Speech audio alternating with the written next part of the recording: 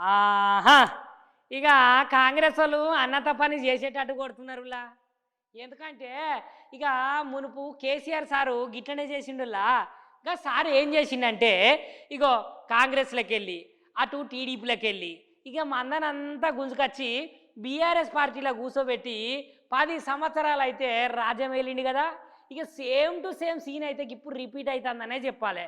ఎందుకంటే మన రాష్ట్ర ముఖ్యమంత్రి సీఎం రేవంత్ రెడ్డి సార్ కూడా సేమ్ గట్లనే ఇప్పుడు బీఆర్ఎస్ పార్టీలకించి మన కాంగ్రెస్ పార్టీలకైతే ఒక్కొక్క ఎమ్మెల్యేను చిన్నగా ఏరేసి గుంజుకొస్తారట. ఇక మరి పోతాంటే బీఆర్ఎస్ పార్టీ ఉంటుందా మరి ఊస్తుందా అనే భయం కూడా జనాలలో పట్టుకున్నదట. ఇక మరి సారు ఎవరినో జాయినింగ్ చేయించుకుంటాడు.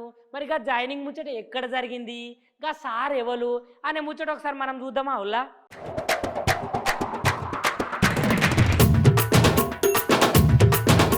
చూస్తుంటేనే బీఆర్ఎస్ పార్టీ పని కథమయ్యేటట్టుగానే కొడుతుంది వాళ్ళ. ఎందుకంటే కాంగ్రెస్ పార్టీ వాళ్ళు గట్ల ఎరేసి మరీ బీఆర్ఎస్ పార్టీలు ఉన్న ఎమ్మెల్యేలు అందరినీ గుంజుకుంటుళ్ళు. నాకైతే సేమ్ టు సేమ్ సీన్ గట్లనే కనిపిస్తుంది.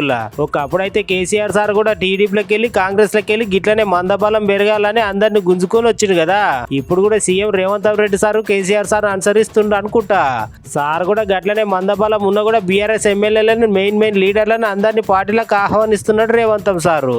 ఇక చేవేళ్ల నుంచి బీఆర్ఎస్ పార్టీ నుంచి వెళ్ళి ఎమ్మెల్యే గెలిచిండు కదా కాళయ్య యాదవ్ సారు. ఇప్పుడు ఆ సార్ని కూడా రేవంత్ సారు ఢిల్లీకి పిలిచి ఏఐసిసి ఇన్ఛార్జి దీపాదాస్ మున్సి సంవత్సరంలో కండువ కప్పి పార్టీలకు ఆహ్వానించిండు. ఇట్లనే పోతుంటే బీఆర్ఎస్ పార్టీ పని కథం అయ్యేటట్టు కొడుతుంది. ఇక ఆఖరికి కేసీఆర్ కుటుంబ సభ్యులు ఉండొచ్చునేమో పార్టీలు అని అంటున్నారు ఇది చూసిన వాళ్ళు.